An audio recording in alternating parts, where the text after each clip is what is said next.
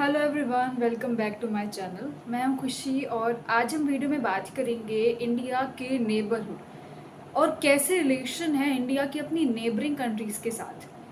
तो हम शुरू करेंगे इंडिया पाकिस्तान की रिलेशन से। हमने हाल ही में ही देखा किस तरीके से दोनों कंट्रीज़ के बीच में हमें कॉन्फ्लिक्ट देखने को मिला। तो आज जानते हैं कि हिस्ट्री में कैसे कॉन्फ्लिक्ट्स रहे हैं दोनों कंट्रीज़ के बीच में।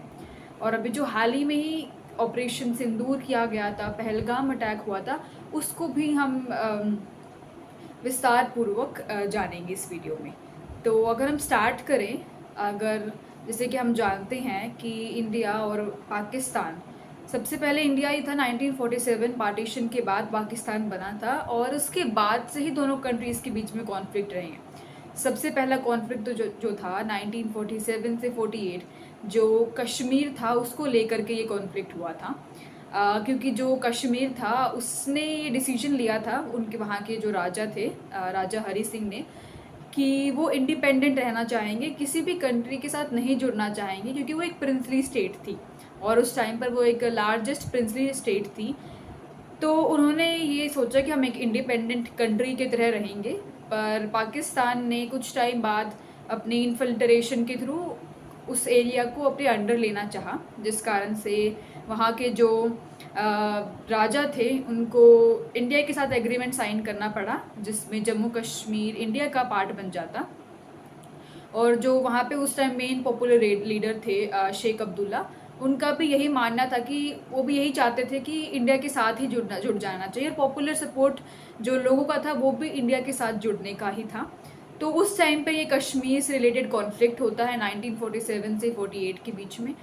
उसके बाद जो हमारी दूसरी वॉर होती है 1965 में, जिसके अंदर जो इंडिया होता है वो ऑफ कोर्स जीत जाता है। फिर 1971 में होती है, क्योंकि जैसे कि हम जानते हैं पाकिस्तान जो था वो दो हिस्सों में था, वेस्ट पाकिस्तान और ईस्ट पाकिस्तान। ईस्ट पाकिस्तान को आज हम बांग्लादेश के नाम से जानते हैं। तो 1971 में जो वॉर हुआ था वो बांग्लादेश को लेकर के हुआ था, क्योंकि जो वेस्ट पाकिस्तान की हुकूमत थी या आर्मी थी वो ईस्ट पाकिस्तान के ऊपर काफ़ी ज़्यादा जुल्म एट्रोसिटीज़ कर रही थी, जिस कारण से काफ़ी ज़्यादा रिफ्यूजीज़ इंडिया में आ रहे थे और इंडिया ने डिसीजन लिया उनके हित में खड़े होने का, जिस कारण से ये पूरी वॉर होती है और 1971 की वॉर भी हम जीत जाते हैं और बांग्लादेश बन करके आता है। उसके बाद 1999 की कारगिल वॉर जो मई में स्टार्ट हुई थी, उसमें भी इंडिया को जीत मिलती है, जबकि पाकिस्तान के पास एक ऊपर का एज था, क्योंकि वो हिल्स के ऊपर थे और हम नीचे थे, बट स्टिल हम वो एक वॉर जीत जाते हैं। एंड उसके बाद बहुत से टेररिस्ट अटैक्स किए जाते हैं पाकिस्तान के थ्रू इंडिया में। एक प्रॉक्सी वॉरफेयर खेला जाता है पाकिस्तान के थ्रू इंडिया में, जैसा कि हम जानते हैं 2016 का उरी अटैक, या फिर पुलवामा अटैक 2019 का, और अभी एक पहलगाम अटैक, या फिर हम पार्लियामेंट अटैक देखें या ताजमहल जो 26/11 का था वो हम देखें। तो बहुत से टेररिस्ट अटैक इंडिया में किए गए पाकिस्तान के थ्रू एक प्रॉक्सी वॉर के अंतर्गत। तो इस तरह के कुछ रिलेशंस रहे हैं दोनों कंट्रीज़ के बीच में। हमें बहुत रेयर ही देखने को मिला है कि दोनों कंट्रीज़ के बीच में थोड़ी सी एग्रीमेंट्स हुई हो, नेगोशिएशंस हुई, अच्छी तरीके से बातचीत हुई हो, क्योंकि पाकिस्तान का जो ये टेररिज्म वाला वो है कि वो एक सेफ हेवन बन चुका है टेररिस्ट के लिए और अलग अलग टेररिस्ट ऑर्गेनाइजेशंस के लिए। इवन जो यूएस डेजिग्नेटेड या यूएस के द्वारा मानी हुई टेररिस्ट ऑर्गेनाइजेशंस हैं, उनके भी जो कैंप्स हैं वो पाकिस्तान से ही ऑपरेट करते हैं। लश्कर तैयबा हो गया, जैश ए मोहम्मद या हिजबुल मुजाहिदीन, बहुत सी ऐसे टेररिस्ट जो ग्रुप्स हैं वो पाकिस्तान से ही ऑपरेट करते हैं और पाकिस्तान उनको यूज़ करता है इंडिया के ख़िलाफ़, ताकि वो इंडिया का जो ध्यान है, बिकॉज इंडिया एक डेवलपिंग कंट्री है, एक ऐसी कंट्री जिसकी इकोनॉमी सब काफ़ी अच्छी तरीके से ग्रो कर रही है, और पाकिस्तान के तो हम जानते हैं कि किस तरीके से उन्हें बेल आउट्स लेने पड़ते हैं आईएमएफ से। तो पाकिस्तान के पास इतना कुछ खोने को नहीं है, बट इंडिया को अपना काफ़ी ज़्यादा एक्सपेंडिचर मिलिट्री पर लगाना पड़ता है, क्योंकि हमारे जो नेबर्स हैं चाइना पाकिस्तान जैसे काफ़ी हॉस्टाइल नेबर्स हैं हमारे, और न्यूक्लियर पावर्ड नेबर्स भी हैं। तो अगर हम अभी हाल ही का ही इंसिडेंट देखें पहलगाम अटैक का, जो पहलगाम जो जम्मू कश्मीर में है, बैसरन वैली, वहाँ पर हमारे जो टूरिस्ट थे उनके ऊपर टेररिस्ट के द्वारा अटैक किया जाता है। एंड अराउंड 26 टूरिस्ट या सिविलियंस की वहाँ पर डेथ हो जाती है। एंड उसका जो पूरा जिम्मा था वो द रेजिस्टेंस फ्रंट, जो लश्कर तोयबा द्वारा एफिलिएटेड बॉडी है, उसने इसका पूरा जिम्मा उठाया था। उनका कहना था कि क्योंकि बेसिकली जो टेररिस्ट अटैक्स होते हैं अलग अलग टाइम पीरियड्स पे, उनका ये कारण होता है कि अब जम्मू कश्मीर जो है उसमें टूरिज्म काफ़ी ज़्यादा बढ़ चुका है, और स्टोन पेल्टिंग हो गया या किसी भी तरीके जो वायलेशंस होते थे आर्मी के खिलाफ, या किसी भी तरह के जो वायलेंट कॉन्फ्लिक्ट्स वगैरह होते थे, वो बहुत ज़्यादा कम हुए हैं after the abrogation of the article 370। तो जिस कारण से जो जम्मू कश्मीर है वो डेवलप कर रहा है, वहाँ के लोकल्स डेवलप कर रहे हैं, टूरिज्म इतना ज़्यादा रहता है कि लाइक लोगों को इवन ये भी नहीं है कि लाइक वो शांति से कुछ और सोच सके, इतना टूरिज्म है, यानी कि लाइक उनके पास काम बहुत ज़्यादा रहने लगा है। तो इस कारण से इस इंडिपेंडेंट या फिर एक फ्री उसको देख करके कि भाई किस तरीके से वहाँ पर इलेक्शंस एक अच्छी तरह हमने अभी देखने को मिले कि काफ़ी ज़्यादा अच्छे इलेक्शंस हुए वहाँ पर, एक फ्री एंड फेयर इलेक्शंस हम देख सकते हैं कि टूरिज्म इतना बढ़ रहा है, तो लोग वहाँ कमा रहे हैं जिसको देख करके उन्हें खुशी नहीं मिलती है, जिस कारण से इस तरह के टेररिस्ट अटैक किए जाते हैं अलग अलग टाइम पीरियड पे। तो पहलगाम अटैक के बाद इंडिया ने काफ़ी ज़्यादा स्टेप्स लिए, जैसे कि इंडस वैली जो थी, इंडस वाटर ट्रीटी जो हुई है उसको सस्पेंड कर दिया गया। जो इंडस वाटर ट्रीटी हुई थी वो 1960 में हुई थी इंडिया पाकिस्तान के बीच में, और वर्ल्ड बैंक ने इसको नेगोशिएट करवाया था। इसमें रिवर्स को बांट दिया गया था ईस्टर्न और वेस्टर्न रिवर्स में, और इसमें जो मेजरली प्रोपोर्शन था वो 80-20 का था, कि 80% वाटर पाकिस्तान के साथ और 20% जो में वाटर था वो इंडिया के साथ था। एंड जो इसको जब सस्पेंड किया गया तो उसका ऑफकोर्स काफ़ी बड़ा इम्पैक्ट रहेगा पाकिस्तान पे, अभी नहीं तो आगे फ्यूचर में तो इम्पैक्ट देखने को मिलेगा अगर इंडिया अपने जो डैम्स वगैरह है उनको बनाने पे ध्यान देता है तो। क्योंकि अभी बहुत कम डैम्स हैं जो इंडिया ने बना रखे हैं इंडस की जो ट्रिब्यूटरीज हैं उसके ऊपर, क्योंकि ऑफकोर्स ट्रीटी हो रखी है तो इंडिया इतने सारे डैम्स नहीं बना सकता था, तो काफ़ी कम डैम्स हैं, जैसे कि किशकनगा डैम हो गया, तो इस तरीके से काफ़ी कम ही डैम्स हैं। हमें लाइक मैक्सिमम अगर हम देखें तो 22 और मिनिमम देखें तो 11 डैम्स तो चाहिए ही अगर हमें प्रॉपरली पानी को रोकना है पाकिस्तान के थ्रू डाइवर्ट करने से। तो और उसका काफ़ी बड़ा इम्पैक्ट रहेगा पाकिस्तान पे, क्योंकि पाकिस्तान का जो सिंध का रीजन है, जितना भी इरिगेशन का वर्क होता है वो इंडस वाटर की जो ट्रिब्यूटरीज हैं और इंडस वाटर है उसके पानी के थ्रू ही इरिगेशन किया जाता है, तो ऑलमोस्ट एग्रीकल्चर उसी के कारण होता है।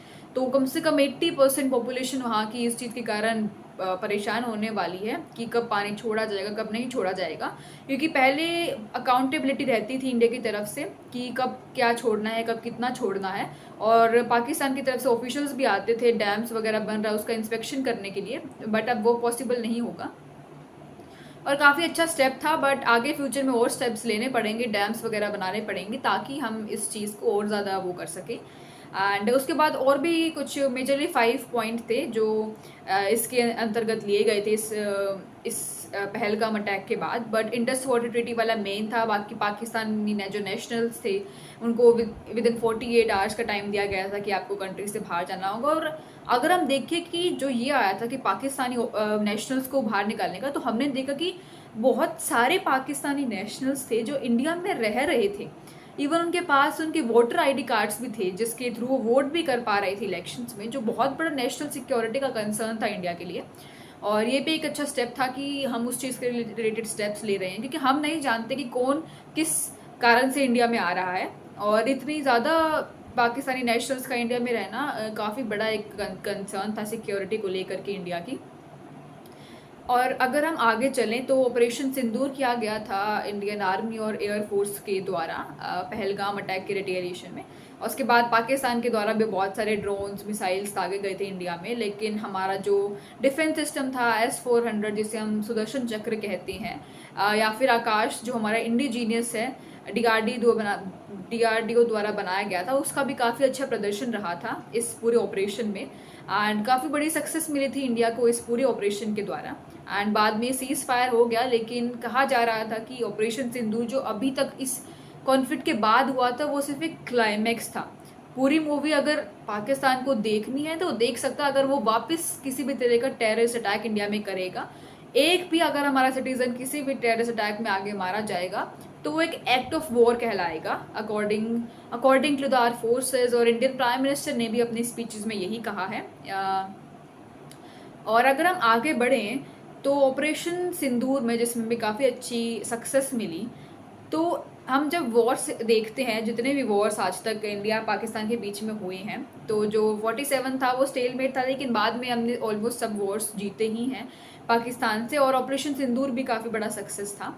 लेकिन एक वॉर है जिसके अंदर इंडिया पाकिस्तान से बहुत टाइम से, और आगे पता नहीं फ्यूचर में जीत पाएगा या नहीं, वो है एक नरेटिव वॉर, नरेटिव वॉरफेयर। अब एक नरेटिव वॉरफेयर यानी कि जो पाकिस्तान है, वो जो न्यूज़, फेक न्यूज़, पाकिस्तान ने इस पूरे टाइम पीरियड में बहुत ज़्यादा फेक न्यूज़ फैलाई है। तो ये फेक जो न्यूज़, पाकिस्तान की फेक न्यूज़ थी, वो वर्ल्ड मीडिया और पाकिस्तान के बहुत सारे राइटर्स जाके वर्ल्ड जो मीडिया के चैनल थे, तो वहाँ पर जाकर पब्लिश करवाते थे, और जो पाकिस्तान बोलता था उसको सच मान लिया जाता था। लोग क्वेश्चन करते थे कि क्या ये सच है या नहीं। बट इंडिया के केस में ऐसा नहीं था। इंडिया एक नरेटिव जो वॉरफेयर है उसमें काफ़ी पीछे रह गया है। हमारे गवर्नमेंट को इसके ऊपर काम करने की बहुत ज़्यादा ज़रूरत है कि जो हमारा नरेटिव है उसको हम वर्ल्ड लेवल तक पहुंचा सकें कि जो चीज़ हुई है। क्योंकि जब हमने अटैक किया था पाकिस्तान के ऊपर, जहाँ पर उनके एयरबेस पर अटैक किया, जिस भी एयरबेस को तबाह किया, या HQ9 को उन्होंने तबाह किया हमारी एयरफोर्स के द्वारा एयर स्ट्राइक्स में, तो उसके लिए इंडिया ने प्रॉपर प्रूफ दिए, प्रॉपर टाइमिंग्स कर, पूरे प्रॉपर इमेजेस के साथ कि किस तरीके से अटैक किया गया था। लेकिन पाकिस्तान ने सिर्फ यही कहा कि हमने रफाल गिरा दिए। उनके पास किसी भी तरह का प्रूफ नहीं था, और जब उनसे प्रूफ मांगा गया तो उनके जो डिफेंस मिनिस्टर, उनका कहना था कि आप सोशल मीडिया पे देख सकते हैं। काफ़ी ज़्यादा आयरॉनिक बात थी कि एक डिफेंस मिनिस्टर ऐसा कह रहे हैं, उनके पास कोई प्रॉपर प्रूफ है ही नहीं, लेकिन फिर भी उनका नैरेटिव फैल रहा है with the help of the China, Turkey और उनकी जो वर्ल्ड मीडिया के साथ जो भी उनके कनेक्शंस हैं। तो इंडिया को उसके ऊपर काम करने की काफ़ी ज़्यादा ज़रूरत है। काफ़ी फेक न्यूज़ फैलाई गई। इवन अभी जो आसिम मुनीर हैं, जो वहाँ के अभी आर्मी के चीफ थे, वो उनको अभी फील्ड मार्शल बना दिया गया है। उन्होंने अपने को खुद ही फील्ड मार्शल डिक्लेयर कर दिया है। तो जब वो शहबाज शरीफ को एक फ़ोटो फ्रेम दिया जा रहा था, तो उसके अंदर जो वो फ़ोटो फ्रेम था, एक ऑफिशियल, एक उस सेरेमनी के बाद वो फ़ोटो फ्रेम देना, एंड उसके अंदर जो फ़ोटो फ्रेम था वो बोला जा रहा था कि इंडिया पे जो उन्होंने अटैक किया उसकी पिक्चर है, जबकि वो पिक्चर थी कि जो 2019 में चाइना ने कोई मिलिट्री एक्सरसाइज की थी, उससे एक पिक्चर ली गई थी। एंड मतलब आप देख सकते हैं कि एक ऑफिशियल सेरेमनी के बाद भी किस तरीके का फेक नैरेटिव फैलाने के लिए पाकिस्तान के ऑफिशियल्स ऐसी चीज़ें यूज़ करें, इतनी फेक चीज़ें। लेकिन PIB का काफ़ी अच्छा रोल था कि उन्होंने फैक्ट चेक वगैरह पे काफ़ी ध्यान दिया था जो भी फेक नैरेटिव फैलाए जा रहे थे पाकिस्तान के थ्रू। बट हमें नैरेटिव वॉरफेयर में आगे बढ़ने के लिए काफ़ी ज़्यादा काम करने की ज़रूरत है। अगर हम इंडिया पाकिस्तान से अब आगे बढ़ें तो इंडिया बांग्लादेश की बात करें। इंडिया और बांग्लादेश के रिलेशंस काफ़ी अच्छे रहे हैं पास्ट में, जब शेख हसीना वहाँ की प्राइम मिनिस्टर थी। लेकिन शेख हसीना के हट जाने के बाद, जिस तरीके से हम जानते हैं कि कॉन्फ्लिक्ट हुआ, कॉन्फ्लिक्ट हुआ था लोगों के लोग काफ़ी ज़्यादा प्रोटेस्ट कर रहे थे शेख हसीना के खिलाफ। जो प्रोटेस्ट इतना ज़्यादा बढ़ गया कि शेख हसीना को वहाँ से भाग करके इंडिया में आना पड़ गया। इस रिलेटेड में मैंने वीडियो बना रखी है पूरी डिटेल में, तो आप ज़रूर देखिएगा। उसके बाद मोहम्मद यूनुस वो आते हैं बांग्लादेश में, जो पहले बांग्लादेश में नहीं रह रहे थे। वो एक नोबेल प्राइज़ विनर भी हैं, नोबेल पीस प्राइज़ विनर। और वो आते हैं और वो main as a chief adviser बैठते हैं। तो अभी कंट्री जो जितना भी सार बार भोज है, वो सब कुछ वही संभाल रहे हैं। इलेक्शन हमें पता नहीं कब वहाँ पे प्रॉपर डेमोक्रेटिक गवर्नमेंट आएगी बांग्लादेश में। लेकिन जो अभी उनके व्यूज़ हैं और जो अभी बांग्लादेश की लोगों के पीपल के जो व्यूज़ हैं, वो काफ़ी एंटी इंडिया रेडिकल हो चुके हैं। हमें काफ़ी एंटी इंडिया सेंटिमेंट्स देखने को मिल रहे हैं। इवन तो उनका तो ये भी कहना है कि India never help them to get the independence. They were वो खुद थे जिन्होंने अपनी कंट्री को इंडिपेंडेंट करवाया था। और वो पाकिस्तान के साथ भी अच्छे रिलेशंस इस्टेब्लिश करने की कोशिश में है, चाइना के साथ, पाकिस्तान के साथ। इवन तो मोहम्मद यूनुस ने अपनी एक स्पीच में भी कह दिया था कि जो नॉर्थ ईस्टर्न पार्ट है वो काफ़ी लैंड लॉक्ड है, और हम ही उनके लिए वो है। मतलब उनका जो मेजर वो था, जो फोकस था वो सिलीगुड़ी कॉरिडोर को लेकर के था, तो इस चिकन नेक को लेकर के था। तो ये भी काफ़ी ज़्यादा, इसके ऊपर भी काफ़ी ज़्यादा कॉन्फ्लिक्ट हुआ था, लेकिन इंडिया ने काफ़ी पेशेंस बरती है अभी तक, जितने भी उनके द्वारा ये बयान दिए गए हैं एंटी इंडिया टाइप के। एंड इवन वहाँ पे जो हिंदूज़ वगैरह है उनके ऊपर भी काफ़ी ज़्यादा अत्याचार हमें देखने को मिले हैं। तो जो रेडिकल सोच होती जा रही है लोगों की, वो भी हमें देखने को मिल रही है। तो मोहम्मद यूनुस के आने के बाद इंडिया और बांग्लादेश के जो रिलेशंस है वो काफ़ी ज़्यादा हमें ख़राब देखने को मिले हैं। अगर हम आगे चलें और बात करें म्यांमार की, तो म्यांमार में हम जानते हैं कि मिलिट्री कू हो चुका है और बहुत पहले से, और डेमोक्रेटिक गवर्नमेंट को वहाँ से हटा दिया गया था। आए दिन वहाँ पर कॉन्फ्लिक्ट्स देखने को मिलते हैं, जो वहाँ की लोकल टाइप्स जो आर्मीज़ हैं, अरक्कन आर्मी हो गया, उस तरह की आर्मीज़, इसके ऊपर मैंने एक शॉर्ट वीडियो भी अपलोड की थी, तो आप वो भी देख सकते हैं। तो वहाँ पर आए दिन कॉन्फ्लिक्ट होते रहते हैं। चाइना का इन्फ्लुएंस है म्यांमार के अंदर। म्यांमार से इंडिया में रोहिंग्या मुस्लिम्स भी आते हैं, उनका भी काफ़ी ज़्यादा इलीगल माइग्रेशन रहता है इंडिया में, हमारे नॉर्थ ईस्टर्न की जो कंट्रीज़ है उसमें, जिस कारण से नॉर्थ ईस्टर्न की कंट्रीज़ भी काफ़ी ज़्यादा इस चीज़ को लेकर के कंसर्न रहती हैं। तो और बांग्लादेश के थ्रू भी रोहिंग्याज आते हैं, क्योंकि म्यांमार से बांग्लादेश में भी जाते हैं, फिर बांग्लादेश से भी इंडिया में आते हैं। और अगर हम बात करें आगे नेपाल भूटान के साथ, तो हमारे नेपाल भूटान के साथ अच्छे रिलेशंस है। भूटान के साथ इंडिया के रिलेशंस काफ़ी अच्छे रहे हैं पास्ट से लेकर के अभी तक। दोनों कंट्रीज़ के जो पीपल टू पीपल रिलेशंस है वो काफ़ी इंपॉर्टेंट होते हैं दो कंट्रीज़ के बीच में, और दोनों कंट्रीज़ के पीपल टू पीपल रिलेशंस काफ़ी अच्छी हैं। हम बात करें श्रीलंका की, तो श्रीलंका में भी जो नए प्रेसिडेंट बने हैं उनके जो व्यूज़ हैं रिलेशंस को लेकर के काफ़ी पॉजिटिव हैं, और उनका काफ़ी बार हमने स्टेटमेंट्स देखी हैं कि उनकी धरती से किसी भी तरह की एंटी इंडिया किसी भी कंट्री के खिलाफ कोई एक्टिविटीज़ नहीं की जाएंगी। ऑल्दो चाइना का काफ़ी बड़ा इन्फ्लुएंस रहा है श्रीलंका पे पास्ट में काफ़ी ज़्यादा, जब उन्होंने श्रीलंका को एक डेट ट्रैप में फंसा दिया, जिस कारण से वहाँ पे वो उनकी कंट्री के अंदर खुद के कॉन्फ्लिक्ट्स इतने देखने को मिले। कंट्री बिल्कुल लाइक इतना डेट ट्रैप में फंस चुकी थी कि उन्हें अपना हरमनटोटा पोर्ट लीज पर देना पड़ा चाइना को। तो चाइना का काफ़ी बड़ा इन्फ्लुएंस रहा है कंट्री पे। अगर हम बात करें नेक्स्ट हमारी नेबरिंग कंट्री जो है मालदीव्स, तो मालदीव्स में भी अभी पीछे नए प्रेसिडेंट आए थे जिन्होंने अपनी पहली विजिट इंडिया में ना करके चाइना में की थी, जबकि ज़्यादातर मालदीव्स के जो नए प्रेसिडेंट बनते हैं वो इंडिया में अपनी फ़र्स्ट विजिट करते हैं, बट उनकी विजिट फर्स्ट चाइना में थी। और उनकी काफ़ी ज़्यादा, और वो जो आए थे पावर में आए थे वो भी एक anti India narrative, anti India manifesto के थ्रू आए थे। तो काफ़ी ज़्यादा एंटी इंडिया नरेटिव्स फैले थे जब वो आए थे, लेकिन कुछ टाइम के बाद, क्योंकि मालदीव्स की काफ़ी ज़्यादा पास्ट में भी हेल्प करी है इंडिया ने, सुनामीज हुई या फिर जो वहाँ पर एक कू होने वाला था, एक डेमोक्रेसी जो वहाँ बरकरार है, इंडिया ने उसको बचाने में काफ़ी हेल्प की है। इससे रिलेटेड भी मैंने पास्ट में वीडियो बनाई थी। तो मालदीव्स जो है, अगर उसको किसी भी तरीके का ऐसा इशू आता है तो इंडिया जो है वो काफ़ी पास है और काफ़ी ज़्यादा हेल्प कर पाता है मालदीव्स की, इंस्टेड कि चाइना हेल्प करे, जो चाइना काफ़ी दूर है मालदीव से हेल्प करने के लिए भी।